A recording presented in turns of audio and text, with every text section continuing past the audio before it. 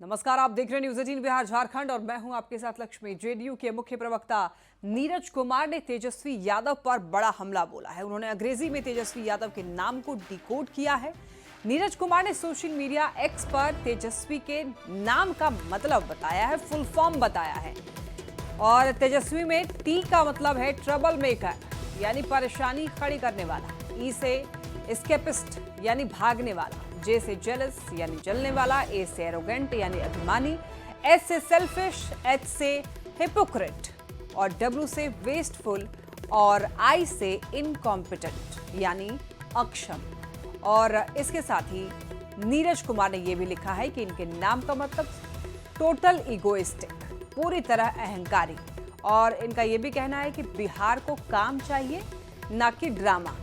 ये पोस्टर है, आप देख सकते हैं, तेजस्वी डिकोडेड। और एक एक करके तेजस्वी के नाम में जितने अल्फाबेट हैं सभी के यहाँ पर फुल फॉर्म बताए हैं। और लास्ट में लिखा है तेजस्वी is equals to total egoistic, यानी कि पूरी तरीके से अहंकारी बताया है नीरज कुमार ने। अब इसको लेकर सियासत काफी ज्यादा गर्म हो चुकी है।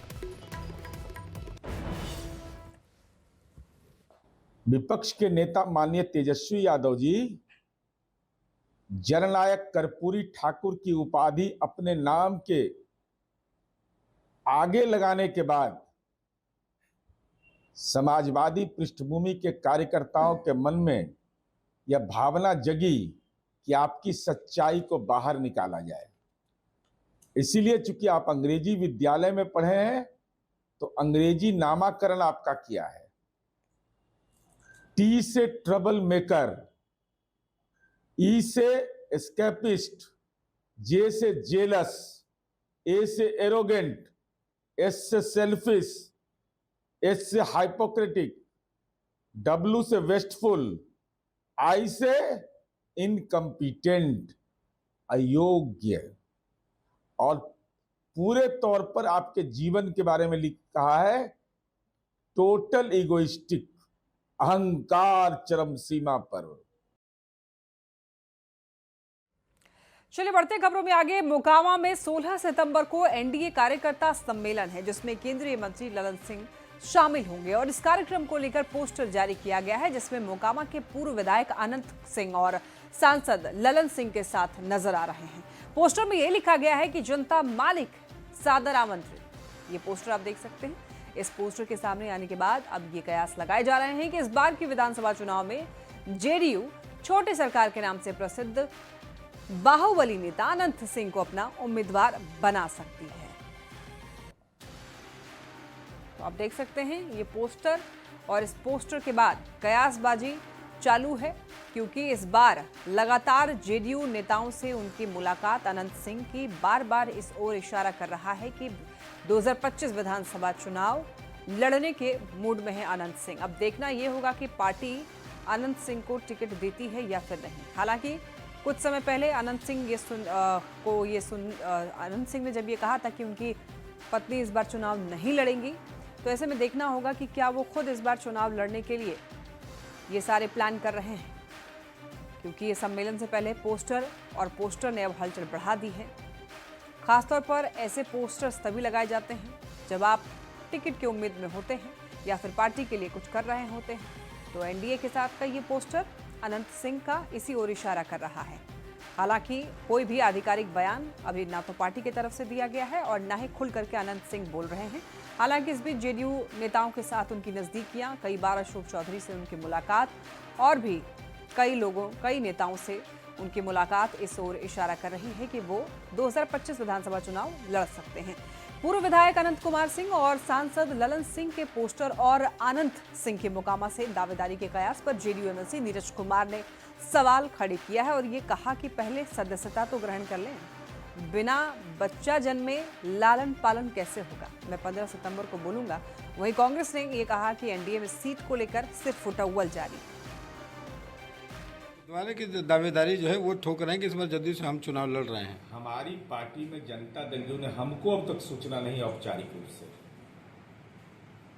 भाई पहले हम जन्म लेंगे तब ना मेरा लालन पालन होगा। अभी पार्टी के मेंबर हम बनवे नहीं किए हैं, कहते कि हम उम्मीदवार हो गए, इसको कोई रोक सकता है? अरे पटिया के मेंबर बनना है ना, कि वह भी प्राथमिक शर्त नहीं है जनता दल यू का। आपको क्या लगता है कि वहां से उनकी उम्मीदवारी बनने लायक नहीं है? नहीं, अभी हमारे मन में क्या है तो हम बाद में बताएंगे। एनडीए के घटक दल में सीट बंटवारा को लेकर नूरा कुश्ती और सर्फ टोबल जारी है। इसका एक उदाहरण आज अनंत सिंह ने मोकामा सीट पर दावेदारी ठोक के कर दी है, जो कि बीजेपी की सिटिंग सीट है।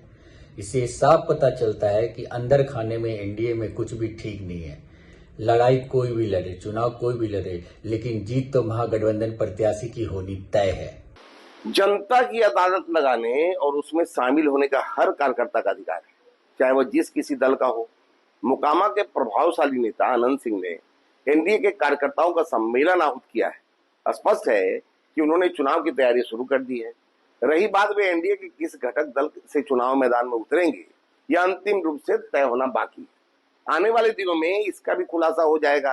जदयू के माननीय नेता ललन सिंह, जिनकी तस्वीर पोस्टर में होना बताता है कि उन्हें जदयू की ओर से आश्वासन मिला होगा। जनता दल यू के अंदर एक अजीब तरह की राजनीति दिख रही है, जहां जनता दल यू के मुख्य प्रवक्ता नीरज जी एक व्यक्ति को अपराधी बताते हैं, वहीं दूसरी ओर केंद्रीय मंत्री ललन सिंह उसी व्यक्ति के साथ उनकी गाड़ी में बैठकर उनके क्षेत्र में जाते हैं और उन्हें महापुरुष और स्वतंत्रता सेनानी की तरह प्रस्तुत करते हैं। और देखिए, इसी बीच सूत्रों के हवाले से एक खबर मिल रही है। पटना में आज महत्वपूर्ण बैठक होने जा रही है सीट शेयरिंग को लेकर। कांग्रेस, आरजेडी और नेता इसमें बैठकर मंथन करने वाले हैं। राजेश राम, कृष्णा अलावरू शामिल होंगे। तेजस्वी यादव के आवास पर यह बैठक होने की बात कही जा रही है और ये बैठक इसलिए महत्वपूर्ण है क्योंकि इस बैठक में सीट शेयरिंग को लेकर बातचीत होगी, जिसमें कांग्रेस और आरजेडी के नेता बैठक करके मंथन करने वाले हैं। राजेश राम, कृष्णा अलावरू शामिल होंगे। तेजस्वी यादव के आवास पर यह बैठक होगी। तो देखिए, सीट शेयरिंग को लेकर ज्यादा जानकारी दे रहे हैं न्यूज़ 18 संवाददाता संजय हमारे साथ जुड़ रहे हैं। संजय, जिस बैठक का इंतजार था काफी समय से कि सीट शेयरिंग को लेकर के कब बैठक होने वाली है, आज बताया जा रहा है महत्वपूर्ण बैठक है। क्या सीट शेयरिंग को लेकर के ही ये बैठक है? देखिए, बिल्कुल, भले ही महागठबंधन के नेता लगातार कह रहे हों कि सीट शेयरिंग को लेकर उनके बीच फैसला हो चुका है, लेकिन आज की जो बैठक है कांग्रेस के नेताओं के हवाले से मैं आपको महत्वपूर्ण और बड़ी खबर दे रहा हूं। आज पटना में बैठक हो रही है। हालांकि जो कांग्रेस के नेताओं से मेरी बात हुई है, सीनियर मोस्ट लीडर हैं, उन्होंने कहा कि ये कोई आधिकारिक बैठक नहीं है, लेकिन अंदर ही अंदर खाने में जो बातें चल रही हैं सीट शेयरिंग को लेकर, इसी को लेकर ये बैठक काफी महत्वपूर्ण मानी जा रही है। प्रदेश अध्यक्ष राजेश राम, कृष्णा अलावरू, हालांकि सीएलपी शकील अहमद खां फिलहाल पटना में नहीं है, वो अपने क्षेत्र में है, लेकिन उसके अलावा जो पटना में कांग्रेस के नेता हैं, खासकर कृष्णा अलावरू हैं और राजेश राम हैं, ये तेजस्वी के आवास पर पहुंचेंगे और वहीं पर तेजस्वी यादव के बीच और इनके बीच मंत्रणा होगी। आज काफी हद तक तय हो जाएगा कि कितने सीटों पर कांग्रेस चुनाव लड़ेगी। तो ये बैठक इस मायने में काफी महत्वपूर्ण मानी जा रही है। देखना होगा कितनी सीटों पर सहमति बनती है। हालांकि ऑफ द रिकॉर्ड कांग्रेस इस बात को मानती है कि 50 से 54 सीटों पर कांग्रेस चुनाव लड़ सकती है और इस पर रजामंदी हो जाएगी। लेकिन कौन कौन सी सीटें होंगी, कहाँ कहाँ कांग्रेस चुनाव लड़ेगी, इस पर अंतिम मंत्रणा जो है वो अभी कई दौर में चलेगा। लेकिन आज की बैठक इसी मायने में काफी महत्वपूर्ण मानी है। देखना होगा कांग्रेस के नेता कितनी सीटों पर संतुष्ट होते हैं और कौन कौन से ऐसे विधानसभा क्षेत्र हैं जहां कांग्रेस अपनी दावेदारी जताती है। जी ठीक है संजय, नजर बनाए रखिएगा। बहुत धन्यवाद आपका इन तमाम जानकारियों के लिए। तो जैसे जैसे विधानसभा चुनाव नजदीक आ रहा है, सियासी तपिश भी बढ़ती जा रही है। तेजस्वी यादव ने सोशल मीडिया एक्स पर पोस्ट किया, सरकार से 10 सवाल पूछे हैं और जनता से भी अपील की है जब एनडीए के नेता उनके पास वोट मांगने आए तो वो भी उनसे ये 10 सवाल पूछे।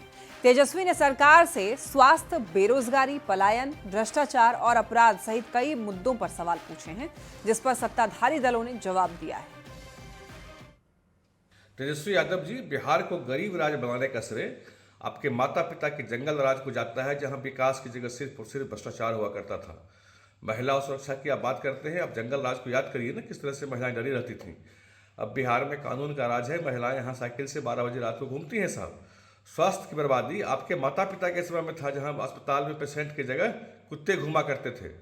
भ्रष्टाचार की नींव तो आपके माता पिता ने बिहार में डाली साहब। क्या बात करते हैं, शर्म नहीं आती आपको? अगर बिहार के आम जनमानस ने उनसे पूछ लिया कि भाई इतने वर्षों तक आपके माता पिता ने शासन किया, बिहार के बदहाली की वजह कौन थे? बिहार में शिक्षा की स्थिति इतनी बदतर थी, वजह कौन थे? अपराध चरम पर था, जंगल राज की स्थापना की वजह कौन थे? लोगों को पलायन के लिए मजबूर होना पड़ा, उद्योग धंधे बंद हो गए, उद्योगपतियों के भी अपहरण होते थे, वजह कौन थे? देखिए, बिहार में अगले महीने कभी भी चुनाव का ऐलान हो सकता है और इसके पहले सभी पार्टियां चुनाव की तैयारी में जी जान से जुटी हुई हैं। वोटरों को रिझाने के लिए एक से बढ़कर एक वादे किए जा रहे हैं। इसी कड़ी में कांग्रेस ने सरकार बनने पर माई बहन मान योजना का वादा किया है, जिसके तहत हर महीने महिलाओं को 2500 रुपए दिए जाएंगे और ये सब कुछ चुनाव और सरकार बनने के बाद की बात की है। लेकिन कांग्रेस ने चुनाव के पहले ही इस योजना को लेकर फॉर्म भरवाना शुरू कर दिया है। कांग्रेस ने इसको लेकर बाकायदा एक फोन नंबर भी जारी किया है और योजना का लाभ उठाने के लिए उस नंबर पर मिस्ड कॉल की अपील की जा रही है। जबकि बिहार में अभी एनडीए की सरकार है और ऐसी कोई योजना नहीं है, यानी कि चुनावी वादे के आधार पर इस तरह से कोई फॉर्म नहीं भरवाया जा सकता है। लिहाजा इस पर अब बड़ा सियासी बवाल खड़ा हो गया है।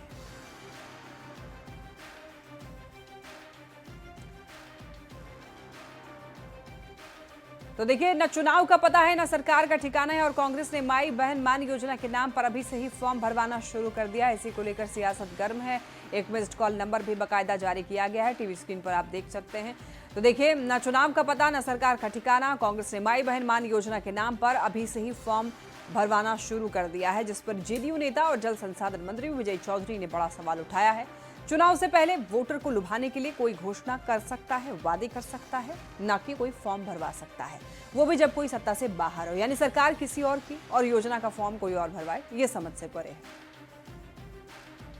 घोषणा करना अलग बात है। घोषणा तो कोई कर सकता है कि हमारी सरकार बनेगी थी, जैसे इन लोगों ने भी जब तक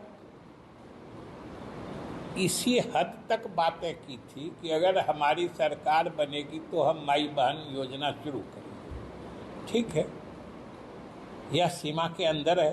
आप लोगों को कह रहे हैं आपकी सरकार बनेगी तो आप लागू करिएगा। हालांकि उसमें भी स्पष्ट है कि न सरकार बनेगी न लागू करने की बात आएगी। लेकिन इससे आगे जाके अब योजना बनी नहीं, कौन विभाग लागू करेगा वो तय नहीं है, न उसकी प्रक्रिया क्या होगी ये तय है। और एक कहीं से सड़क छाप प्रेस से कोई प्रिंट करा लिए फॉर्म प्रपत्र और ले जाके महिलाओं के बीच बैठ के कहते हैं कि इसको भर के दीजिए आपको पैसा मिलेगा। ये तो जनता के साथ बड़ी धोखाधड़ी है ना, ये तो जनता के विश्वास के साथ धोखा है। हालांकि लोग इनको पहचानते हैं, इनके झांसे में नहीं आएंगे और इनके एक से एक झांसेबाजी को लोगों ने देखा है और लोग इनको परखे हुए हैं।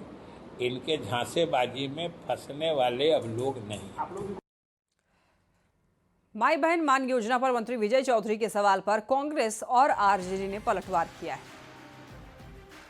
देखिए, सरकार में बैठे लोगों ने हद पार कर दी है। हर बात को लेकर के जिम्मेवार विपक्ष को ठहरा रही है। सरकार में ये है डबल इंजन की सरकार है, तो सरकार अपनी नाकामी को, अपने करतूतों को छुपाने के लिए कब तक विपक्ष पर दोष मढ़ते रहेंगे। जेडीयू कह रही है कि फॉर्म भरवाया जा रहा है, ठगैती कर रही है, तो ठगैती कर रही है तो कहाँ है आपका शासन प्रशासन? दिलीप जायसवाल जी ने भारतीय जनता पार्टी में राजद के लोगों को पदाधिकारी बना रखा है क्या? सड़कों पर तो गुंडाई करते उनकी पार्टी के पदाधिकारी दिखे, दिलीप जायसवाल जी ने ही उनको पदाधिकारी बनाया है। तो दो बातें साफ हुई कि भाजपा गुंडों की पार्टी है और दिलीप जायसवाल जी मां बने हैं। अब रही बात विजय चौधरी जी की, उनकी पार्टी के लोग इनको लाफिंग बुद्धा कहते हैं। उनका एक ही काम है, नीतीश कुमार जी के पीछे खड़े होकर कैमरा देख के मुस्कुराते रहना। कोई गंभीरता से नहीं लेता, हम क्यों लेने जाए। और देखिए, डोनाल्ड ट्रंप पर पीएम मोदी की पहली प्रतिक्रिया सामने आई है। पीएम मोदी ने डोनाल्ड ट्रंप की तारीफ की।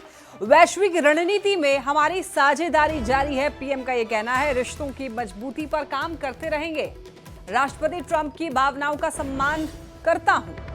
पीएम का यह कहना है कि उनकी जो भावनाएं हैं उनका सम्मान करता हूं। डोनाल्ड ट्रंप ने पीएम मोदी को बताया था महान नेता। आपको बता दें, डोनाल्ड ट्रंप ने कहा है कि वो प्रधानमंत्री नरेंद्र मोदी को दोस्त मानते हैं और वो एक अच्छे प्रधानमंत्री हैं। साथ ही साथ उन्होंने ये भी कहा है कि हमारे रिश्ते भारत से अच्छे हैं, लेकिन अभी मैं मोदी जी के किसी एक कदम से नाराज हूं। और उनका ये कहना रूस की तरफ इशारा कर रहा है। पीएम मोदी ने डोनाल्ड ट्रंप की तारीफ की। वैश्विक रणनीति में हमारी साझेदारी जारी है, उनका कहना है पीएम का। और ये भी कहना है कि रिश्तों की मजबूती पर काम करते रहेंगे। राष्ट्रपति ट्रंप की भावनाओं का सम्मान करता हूं, पीएम का ये कहना है। और डोनाल्ड ट्रंप ने पीएम मोदी को एक महान नेता बताया था। एक बार फिर से दोस्त कहा है डोनाल्ड ट्रंप ने पीएम मोदी को। और उन्होंने कहा है कि रिश्ते हमारे मजबूत हैं, इस पर किसी और को कुछ भी सोचने की जरूरत नहीं है। अमेरिकी राष्ट्रपति डोनाल्ड ट्रंप ने प्रधानमंत्री नरेंद्र मोदी को लेकर जो बयान दिया कि डोनाल्ड ट्रंप ने कहा कि वो हमेशा मोदी के दोस्त रहेंगे और मोदी एक बेहतरीन प्रधानमंत्री है। ट्रंप ने यह भी कहा कि भले ही इस वक्त उन्हें मोदी का एक कदम पसंद नहीं आ रहा है, लेकिन भारत और अमेरिका के रिश्ते बहुत खास हैं और इसमें किसी को चिंता करने की जरूरत नहीं है। ट्रंप के इस बयान ने एक बार फिर ये दिखा दिया कि दुनिया की दो सबसे बड़ी लोकतांत्रिक ताकतों के बीच रिश्ते कितने मजबूत हैं। Well, I'll always be friends with Modi. He's great, Prime Minister. He's great. I'll always be friends, but I just don't like what he's doing at this particular moment. But India and the United States have a special relationship. There's nothing to worry about. और इस वक्त एक बड़ी खबर जमुई से मिल रही है, जहां पर एक बार फिर पुलिस पर ग्रामीणों ने हमला कर दिया है। ये घटना बरहट थाना क्षेत्र के कदुआत्री गांव की है, जहां पर शराब की सूचना पर पुलिस छापेमारी करने के लिए गई थी। तभी ग्रामीणों ने झुंड बनाकर पुलिस की टीम पर हमला कर दिया। ये तस्वीरें आप देख सकते हैं, एक्सक्लूसिव तस्वीरें। ग्रामीणों के हमले का वीडियो भी सामने आया है, जिसमें भीड़ पुलिस पर भारी पड़ती हुई दिखाई दे रही है। बाद में पुलिस ने कार्रवाई की है, 13 लोगों को हिरासत में लिया है, जिनसे पूछताछ की जा रही है।